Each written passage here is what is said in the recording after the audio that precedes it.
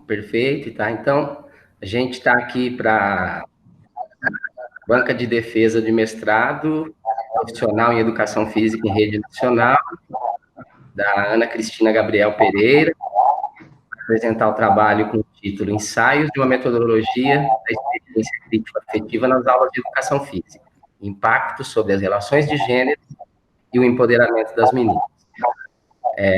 Com a minha orientação, né, professora Osmar Pereira de Souza Júnior, e os membros da banca examinadora, o professor Dr. Glauco Nunes Souto Ramos, Oscar, e a professora Lilian Aparecida Ferreira, da Unesp Bauru, tá? Então, Tininha, conforme a gente combinou, Ana Cristina, que é a Tininha, tá? Conforme a gente combinou, em torno de 30 minutos para você fazer a explanação, sem problema se passar um pouquinho, mas não, que se passar um pouquinho não vire uma hora, né? E aí depois a gente tem 30 minutos para cada membro da banca. Eu vou silenciar o meu microfone, boa apresentação para você, fique tranquilo, que quem mais sabe que vai fazer você, tá? Sucesso. Obrigada. Vou começar aqui, gente. Peraí, Osmar, só para eu compartilhar a tela. Isso, pode compartilhar na tela. Apresentar agora. Já a tela inteira.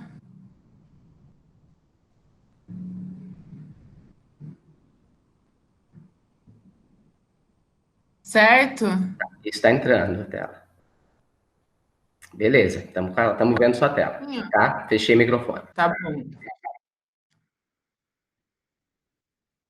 Bom dia a todos e todas. Obrigada pela presença.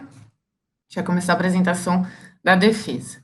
Então, o título do trabalho, ensaio de uma metodologia da experiência crítico-afetiva nas aulas de educação física, impactos sobre as relações de gênero e empoderamento das meninas, com orientação do professor Osmar. Na introdução do nosso trabalho, basta olhar, né, para o universo da escola, das próprias aulas de educação física e principalmente dos jogos esportivos, que a gente identifica a reprodução de valores de desigualdade de gênero, em que se nota um padrão de comportamento hegemônico relativos aos discursos de uma dominação masculina e subalternidade feminina, como nos traz Bourdieu. A motivação para desenvolver a pesquisa, ela perpassa pela formação pessoal, desde quando eu lembro das minhas aulas de educação física, que eram separadas entre meninos e meninas, mas, eventualmente, quando acontecia de maneira junta, isso me traz memórias muito afetivas e significativas. A entrada na UFSCar, na graduação, o quanto contribuiu para a minha concepção de educação física, de corpo, de gênero, uma concepção muito mais culturalista. A entrada no cenário da escola pública, 14 anos dando aula, e como que isso se transformou numa militância docente, de estar superando esses comportamentos hegemônicos, opressores, e a entrada no PROEF. Como que vocês, professores, nos sensibilizam a estar modificando, transformando tanto a nossa prática, quanto o contexto da vida desses alunos, dessas alunas. Então, gênero, empoderamento feminino e educação física escolar são categorias de análise que adquirem, além do sentido significado acadêmico na minha vida, um sentido social também. O objetivo geral do trabalho foi analisar os processos coeducativos emergentes de uma metodologia da experiência crítico-afetiva em uma turma do 6º ano do ensino fundamental nas aulas de educação física. E os objetivos específicos foram divididos em 2 categorias.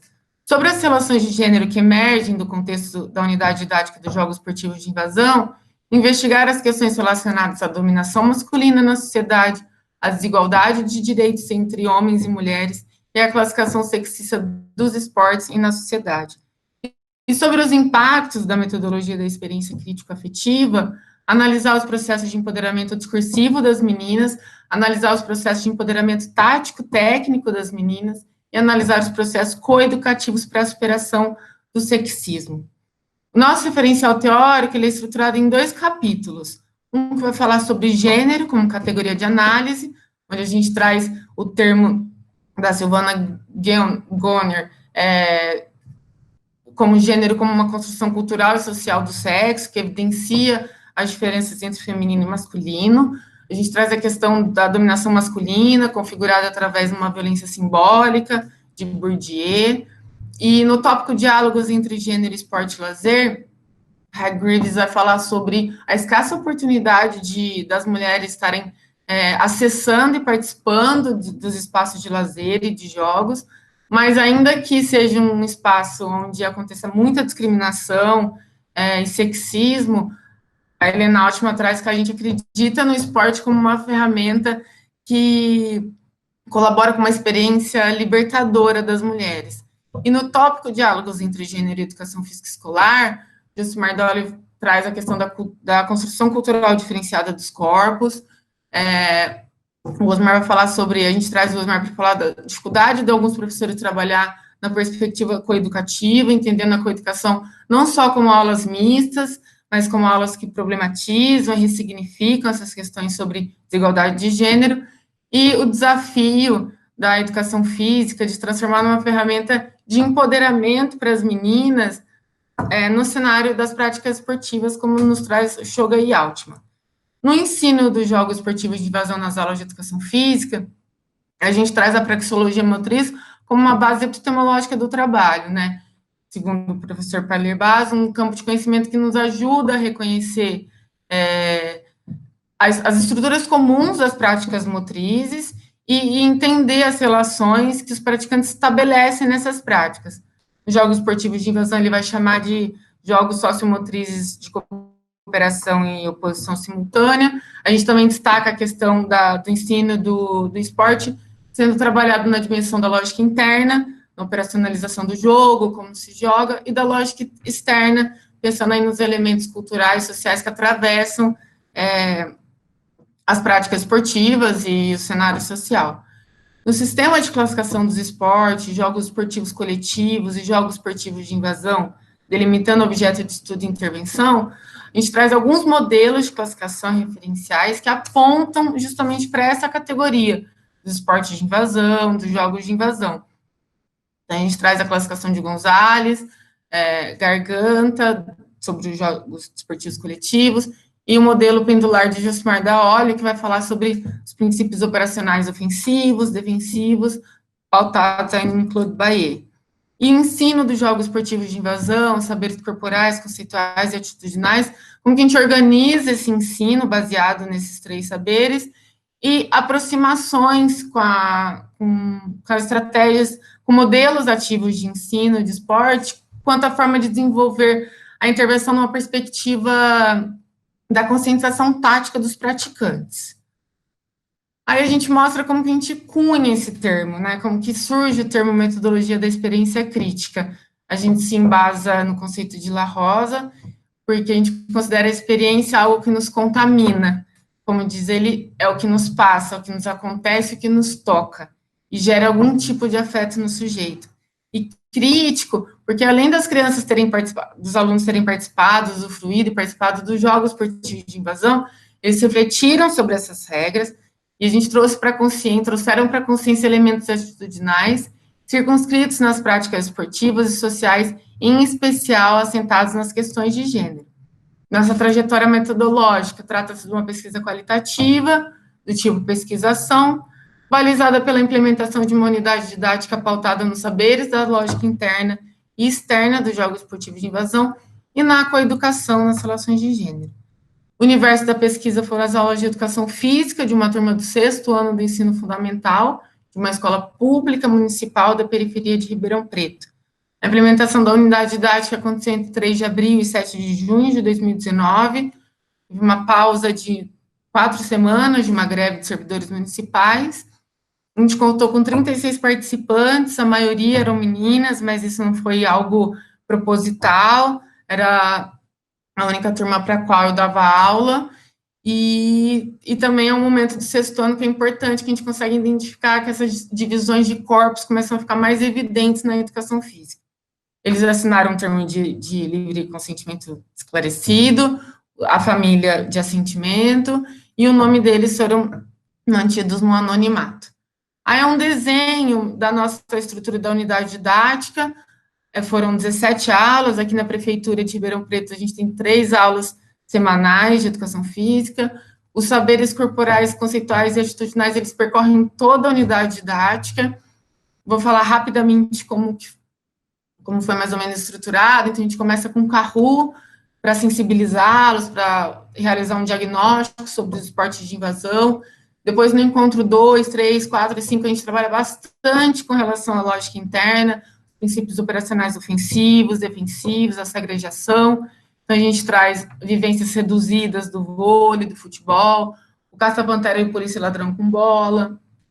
O futebol pegou, defendeu, largou, atacou, que eu vou mostrar um pouquinho do vídeo, que fala sobre essa transição defensiva e ofensiva dos papéis dos jogadores, que mudam o tempo inteiro. O freeze, para entender a lógica interna do esporte, o mini-hand com vantagem e desvantagem numérica. Depois a gente parte para uma perspectiva mais de saberes conceituais críticos e atitudinais. Então, a gente destaca o júri simulado, que era uma dinâmica que eles tinham que argumentar e contra-argumentar se uma situação problema, se homens e mulheres deveriam participar de esportes profissionais coletivos juntos. Depois a gente trabalha com alguns vídeos de publicidade para mediar a conscientização sobre a desconstrução de estereótipos e preconceitos direcionados às meninas. O frisbee na metodologia calherreira, né, na perspectiva dos princípios da solidariedade, cooperação e respeito.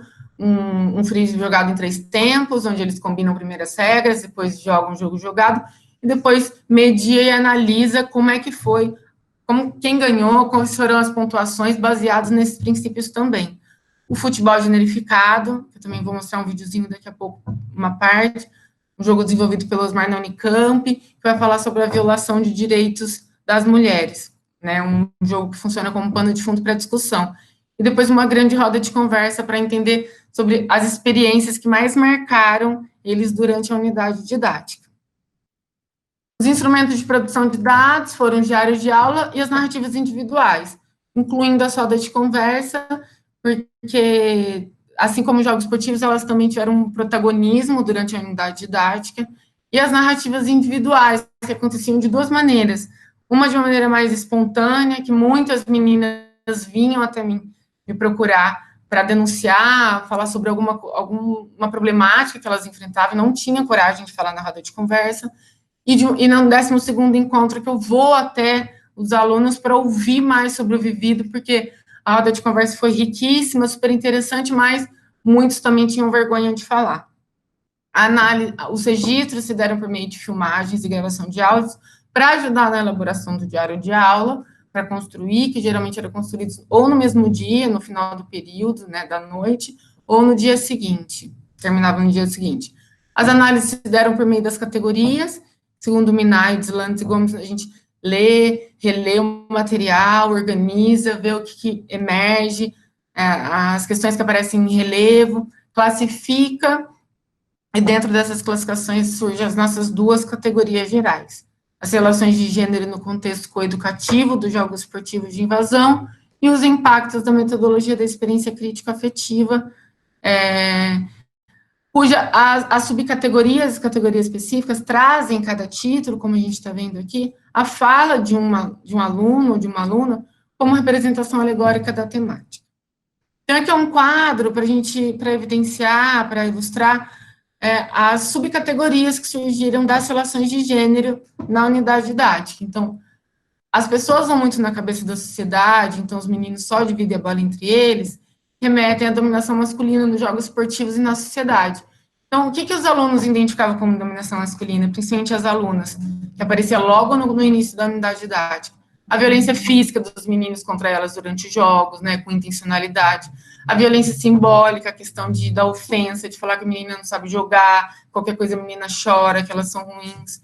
A imposição de critério pelos meninos, para a participação das meninas nos jogos mistos. Então, a gente identificou que, além de passar pela autorização deles, a permissão delas jogarem, eles determinavam o lugar que elas tinham que jogar, ali na área, para que não atrapalhasse as principais ações motrizes ali do jogo, e para facilitar o gol dos meninos. Então, a gente vai identificando aí alguns sinais de incorporação, a gente vai trazendo para essa análise as relações de poder marcada pela dominação masculina, que mantém a separação e hierarquização de meninos e meninas e restringe as meninas a um espaço delimitado. O monopólio masculino nos jogos esportivos como reflexo social. Logo no começo, como que as alunas já refletem que o jogo esportivo, ele reflete uma normativa social, né? Então, não tem muita essa separação do que acontece na sociedade, com o que vai acontecer nos jogos. A subcategoria não é que a mulher queira ter mais do que o homem, elas só querem os mesmos direitos, denota a desigualdade de direito entre homens e mulheres. A gente foi identificando um amadurecimento, porque antes eles só identificavam que tinha desigualdade de direitos. Depois a gente começa a nomear quais são essas desigualdades de direitos. Por exemplo, a invisibilidade midiática das mulheres, a exclusão dos jogos esportivos femininos nas transmissões midiáticas, a escassa oportunidade de escolha das meninas e das mulheres, e a diferença salarial entre homens e mulheres. E na subcategoria, a gente vê que as mulheres não são só tiradas do esporte, mas também do trabalho, denota a classificação sexista dos esportes na sociedade.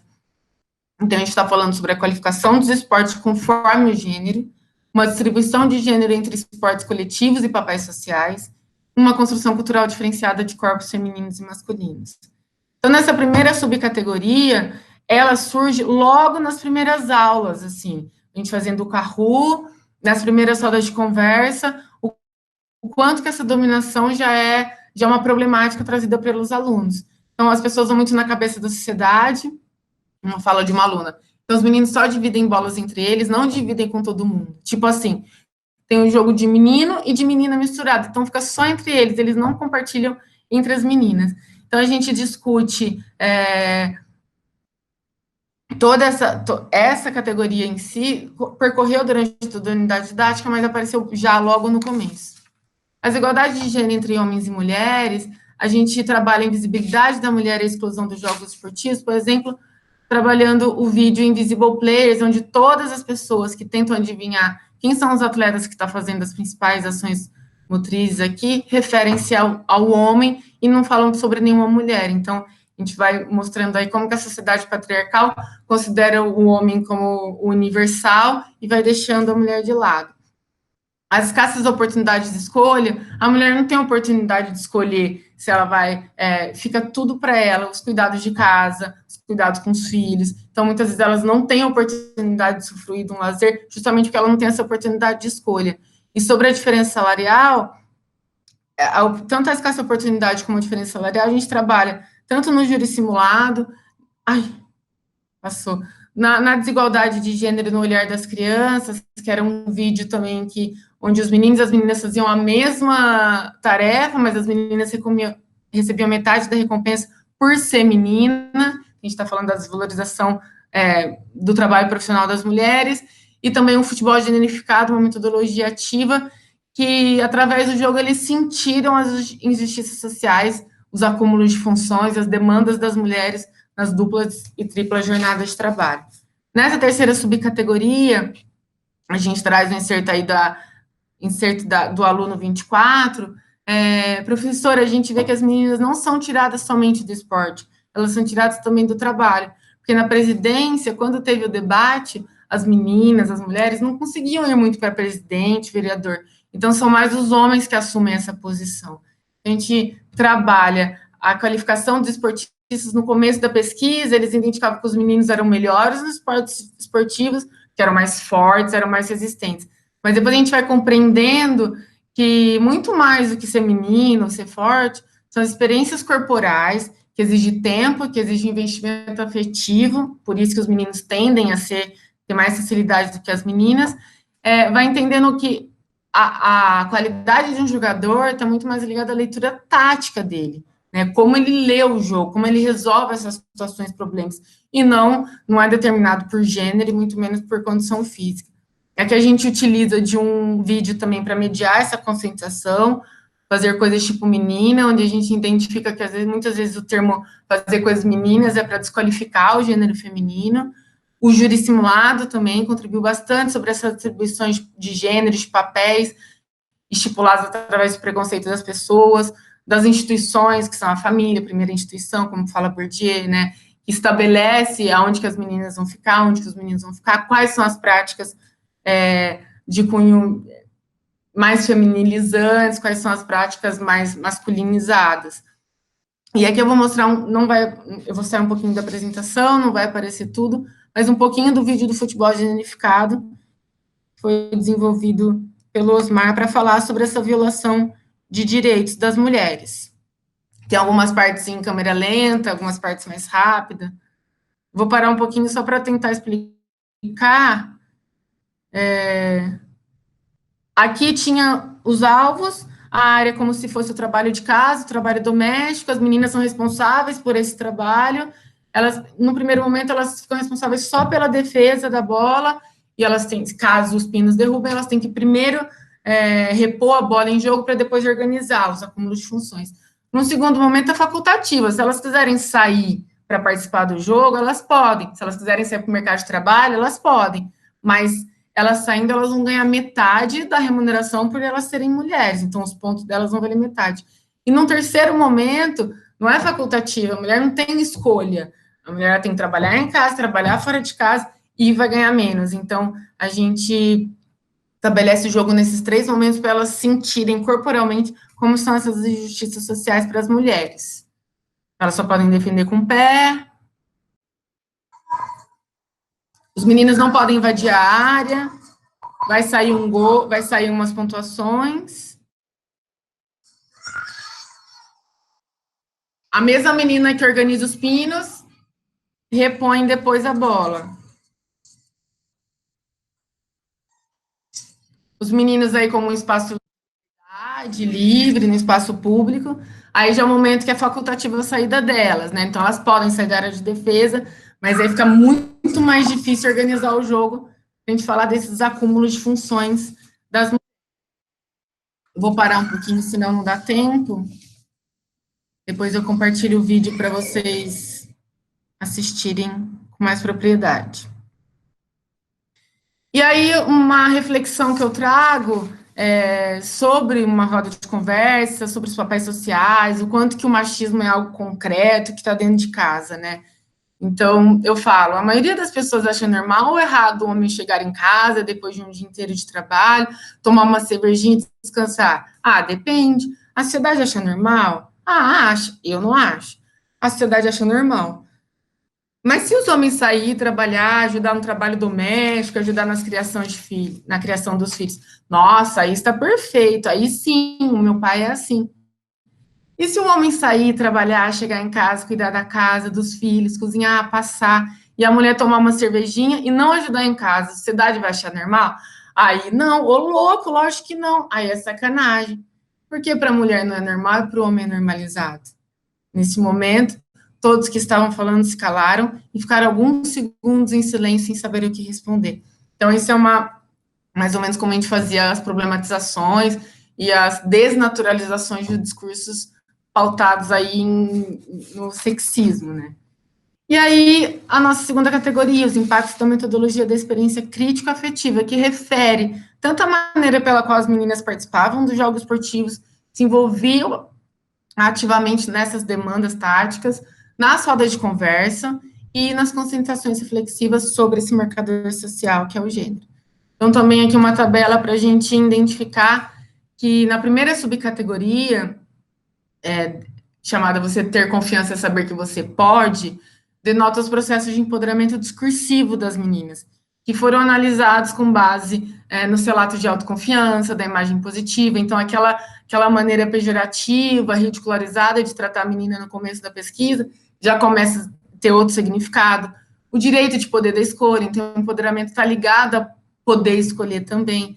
E o discurso de enfrentamento frente às questões relacionadas à discriminação, à exclusão, ao preconceito e à subalternidade, que a gente vai ver aí um discurso das meninas confrontando a professora por delegar aos meninos, por exemplo, as tarefas que exigem força.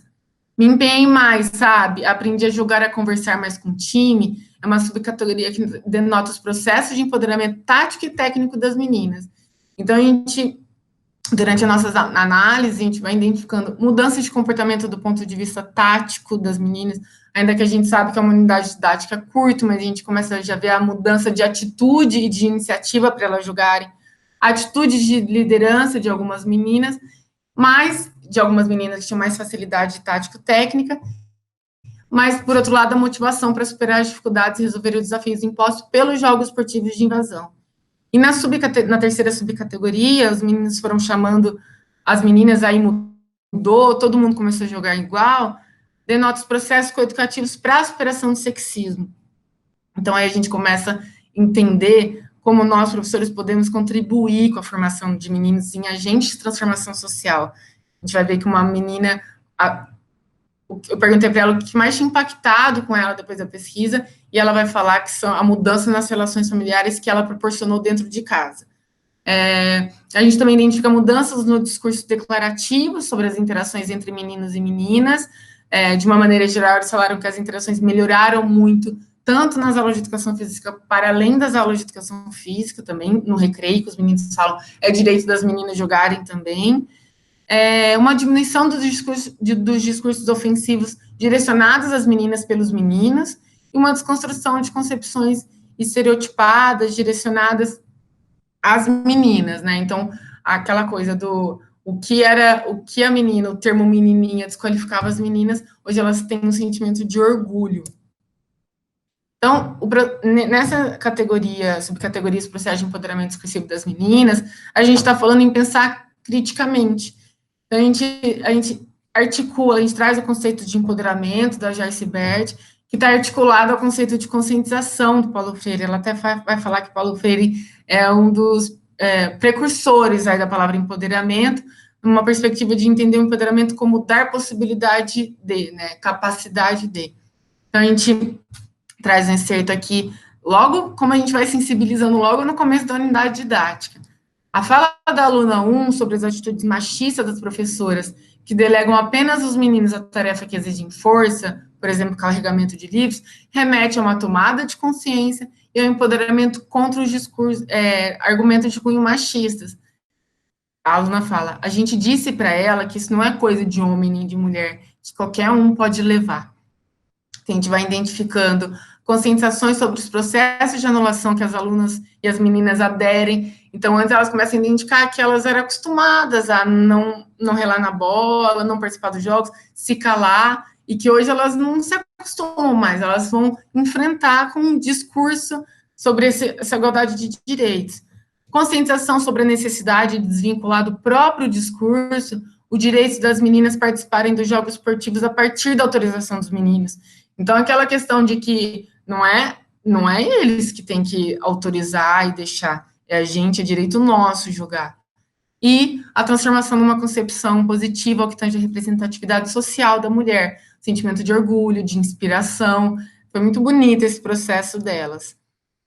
Na subcategoria 2, a gente vai entender que no começo da unidade didática, no diário de aula 2, né, no segundo encontro, de entender a anulação percebida de algumas meninas, bastante meninas, assim, então um afastamento lateral do jogo, dificuldades nas competências táticas e técnicas, uma passividade nas interações motrizes, as meninas não participavam muito, uma grande aglomeração ao redor da bola, as linhas de passe criadas exclusivamente pelos meninos, uma motivação mais tímida, sem muito entusiasmo.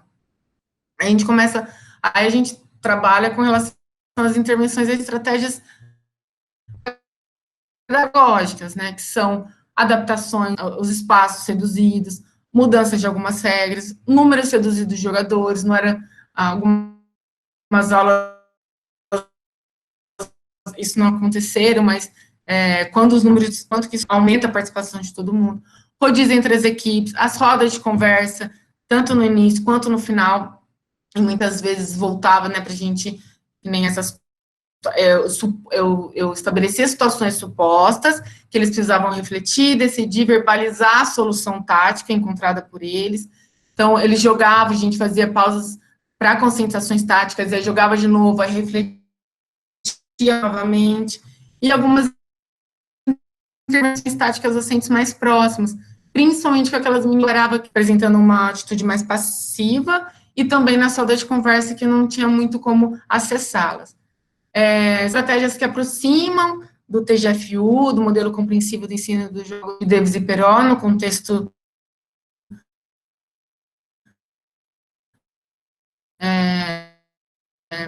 fica alguns avanços, como eu falei naquele quadro, algumas meninas já demonstraram atitude de liderança, por exemplo, com comunicação verbal e gestual, sinalizações nas falhas da marcação do adversário, dos companheiros, posicionamento tático para o recebimento da bola e algumas ações motrizes realizadas com segurança. Por outro lado, as que apresentavam um pouco mais de dificuldade na competência tático-tática, a motivação para superar as dificuldades e resolver os desafios impostos pelo jogo contribui de maneira significativa para o delas. A gente traz o melhor. Ai, professora, uma coisa que achei jogar, sabe? Porque eu, assim, eu tinha mais vergonha de me apresentar, de chamar as pessoas para passarem a bola para mim. Eu acho que, tipo, esses esportes que você passou, eu aprendi a jogar, a conversar mais com o time. Então, eu vou sair novamente para mostrar um pouquinho do futebol pegou, defendeu, para a gente entender o protagonismo delas aparecendo nas ações táticas. Para marcar o jogador, ele estava no chão, né? Um delay aí na marcação, e caso eles estivessem no ataque, eles tinham que soltar o colete. Então, a gente vai ver aqui outro vídeo. Não vai dar para passar tudo. Então, aqui elas chegaram chegando. A chamada de atenção para o time.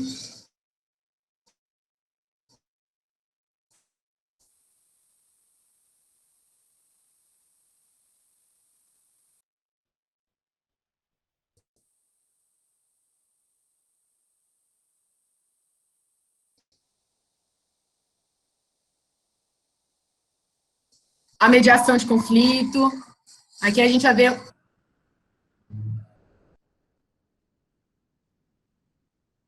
questão de alegria. Aí, para não passar despercebida, ela ratifica ali o que ela tinha feito.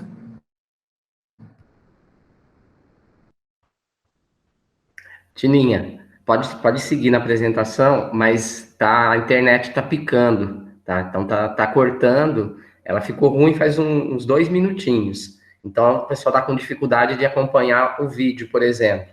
Talvez valha mais a pena voltar na apresentação e tocar na parte final lá, porque a internet ficou picada, ficou lenta.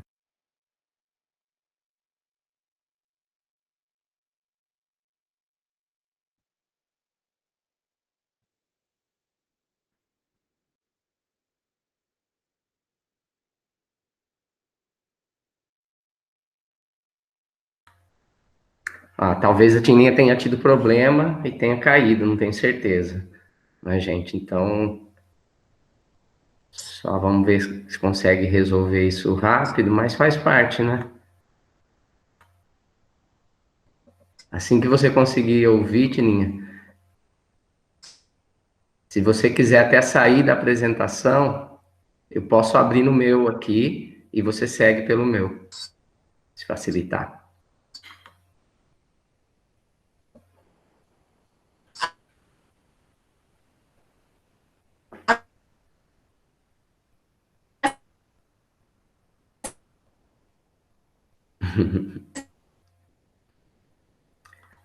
Quem sabe faz ao vivo, né? Como diria o filósofo Fausto Silva. Faz parte.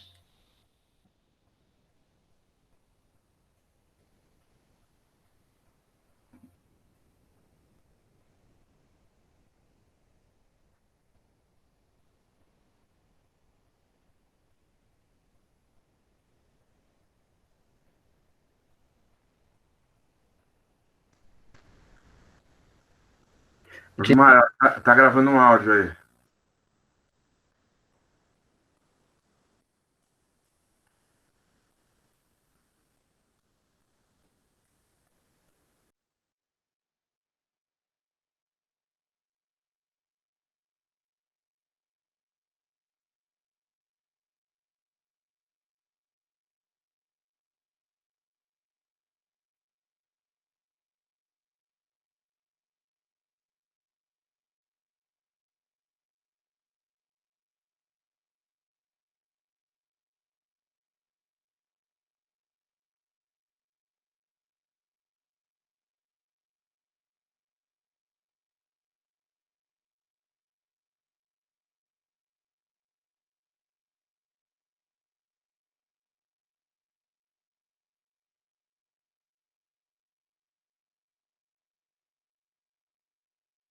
Oi, Glauco.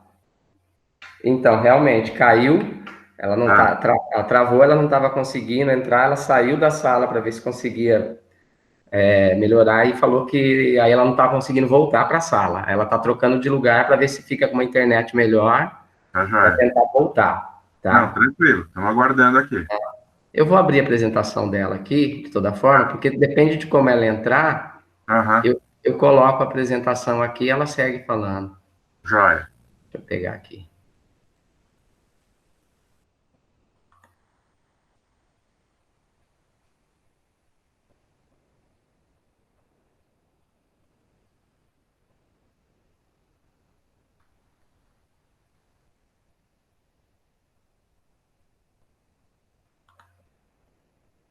Deu certo? Estão me ouvindo? Oi? Sim, sim. Você quer que eu abra aqui? Que pena. Eu vou tentar de novo aqui, Então tá bom, pode tá? tentar. Peraí, fica aqui comigo por enquanto. Tá, não, eu também abri a apresentação aqui, tá Eu minimizada. Se precisar, eu abro a minha. Ah, a sua abriu, tá? Então, acho que posso você poderia voltar ao passar, vídeo? Não. eu acho melhor para não correr o risco, passar na seguinte ao vídeo, tá? Se quiser falar só rapidamente sobre o vídeo, que estava picotando muito, para não correr o risco do vídeo deixar muito pesado e travar. Então, acho que é melhor ficar só no PowerPoint, Tininha, na parte final, tá? Tá, mas é que o vídeo ele demonstrava as cenas, né? Então acho que eu vou passar pelo vídeo. Passa vai para a próxima Assim, direto, isso. vou passar. Então, voltando, Beleza. gente, desculpa. Vou silenciar aqui, pode seguir. Tá. Então, aí a gente vai para a última subcategoria, processos coeducativos para a superação do sexismo. As meninas falam, mudou porque agora os meninos estão relando mais na bola, as meninas. Antes os meninos não jogavam muito para as meninas, mas agora elas jogam bastante. E agora está sendo bom. Mudou porque agora os meninos pararam de falar assim que as meninas não jogam bem. Então a gente começa a identificar algumas sementes plantadas, né? A potência do nosso trabalho. A aluna, quando eu pergunto para ela o que ela sentiu, o que ela mais mudou, impactou com relação a tudo que a gente tinha vivido, ela fala que ela muda as relações familiares, uma vez que ela leva a reflexão para casa de problematizar por que o padrasto tinha lazer e a mãe não, e aí a mãe começa a ter lazer a partir de uma reflexão que ela leva. Então isso foi muito bonito. A metodologia Calheira, apesar de a gente ter trabalhado uma única vez, o quanto que isso contribuiu para atitudes de respeito, tolerância, aproximação entre os meninos e as meninas. Nós identificamos também que a melhora no jogo perpassa pela interação e a cooperação. Então, uma vez que a maioria das pessoas, dos alunos em si, começaram a se cooperarem, o jogo das meninas ganhou visibilidade. Então, falava, nossa, eu não imaginava que ela jogava tão bem. Nossa, eu pensei que ela ia deixar a bola cair. Então, o quanto que isso potencializou toda a turma. E o ponto de destaque na pesquisa diz respeito à ocupação do território discursivo, ou seja, da instituição do lugar de fala, o quanto foi importante essa roda de conversa, o júri simulado, a gente ter essa plataforma de lugar de fala e lugar de escuta, para contribuir aí com essa ruptura e superar alguns processos de opressão, porque, como diz a Joyce Bert, a gente não questiona, a gente não rompe e naturaliza as relações de poder. Algumas das considerações finais.